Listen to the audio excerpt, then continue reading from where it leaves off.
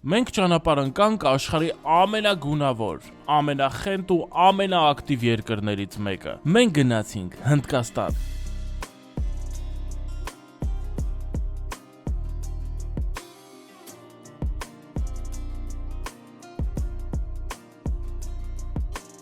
Բնականաբար չէին գնացել ուղակի զբոսնելու, այլ հայկական ժառանգություն գտնելու։ Իսկ դուք ինձ կհարցնեք. Արթուր, Հնդկաստանը ուր, Հայաստանը ուր, ինչ հայկական ժառանգության մասին է խոսքը։ Ժողովուրդ, մոտակա րոպեներին դուք իմանաք, թե ինչ հայկական ժառանգություն ունենք մենք Հնդկաստանում, ովքեր են հայերից այստեղ ուղարկավորված եւ շատ ու շատ այլ փաստեր։ Բայց միջև անցնել էին բուն նյութին, չմոռանաս գրանցվել գիտակերտին։ Հնդկաստան ասելիս մենք սովորաբար հիշում ենք Շահամիր Շահամիրյան, Հովսեփ Էմին, բայց մարդկանցից բացի այստեղ կան նաև շինություններ։ Մեզ ճանապարհը տանում է դեպի Չինսուրա քաղաք, որտեղ մենք ունենք Սուրբ Հովհաննես եկեղեցին, որը կառուցվել է դեռ 1697 թվականին եւ համարվում է Հնդկաստանի ամենահին հայկական եկեղեցին։ Չինսուրան 17-րդ դարում եղել է հոլանդական կարևոր առևտրային կենտրոն։ Հետագայում այն անցել է բրիտանական իշխանության տակ, ինչի պատճառով քաղաքում մինչ օրս պահպանվել են բրիտանական ճարտարապետական եւ մշակութային հետքեր, ճիշտ այնպես ինչպես Հնդկաստանի շատ ու շատ այլ վայրերում,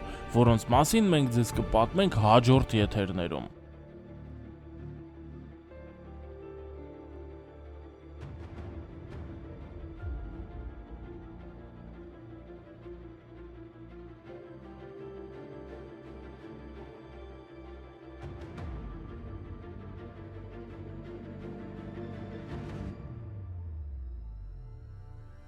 Եվ հենց այստեղ էլ նոր հարց է առաջանում. Արթուր, իսկ ինչպես է ստացվել, որ այս հեռավոր քաղաքներում հայկական եկեղեցի կա։ Պարզվում է, որ հայերը այստեղ հաստատվել են դեռ 1645 թվականին։ Տասնամյակների ընթացքում նրանք ստեղծել են ուժեղ կազմակերպված եւ ազդեցիկ համայնք։ Մինչև 19-րդ դարի վերջ Չինսուրայում եւ ընդհանրապես Հնդկաստանում հայկական համայնքը եղել է բավականին մեծ ու գործուն։ Այսօր ցավոք ասում են, որ ամբողջ Հնդկաստանի տարածքում ապրում է մոտ 200 հայ։ Ժողովուրդ, հիմա տեսեք ինչ եմ ձեզ ցույց տալիս։ Անկեղծ ասած, ես շոկի մեջ եմ։ Եկեղեցու տարածքում գտնվում է Արցախի հայտնի իշխանական տոհմերից մեկը՝ Մելիք Բեգլարյանների ընտանեկան գերեզմանատունը, եւ որպես ապացույց տապանաքարերից մեկի վրա գրված է Ղարաբաղի վերջին իշխանը։ Այս ամենը տեսնելուց հետո մի միտք է անդադար գլխումս պտտվում։ Կարծում եմ շատ կարևոր կլիներ, եթե մենք ավելի հաճախ գայինք այստեղ,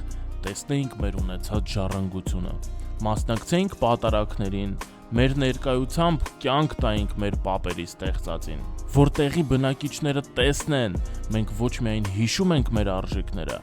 այլ տեր ենք կանգնում դրանց ու օրինակ լինենք մյուսների համար։ Իսկ հիմա հերթը ձերն է։ Կոմենտներում գրեք, թե ինչ գիտեք Հնդկաստանի մասին, կամ ինչ եք լսել հայերի ներկայության վերաբերյալ այս երկրում։ Գրեք, մենք էլ կրթվենք եւ լինենք տեղեկացված։ Եվ վերջում ուզում եմ սրտան շնորհավորեմ ձեր ամանորն ու Սուրբ Ծնունդը։ Երջանիկ եղեք ու առողջ։ Ես ձեզ բոլորիդ շատ եմ սիրում։ Գրանցվեք գիտակերտին, լայք դրեք, տարածեք։ Իսկ ես գնամ պատրաստեմ հաջորդ հոլովակը Կալկաթայի հայոց մարդասիրական ճեմարանի եւ այնտեղ սովորող աշակերտների մասին։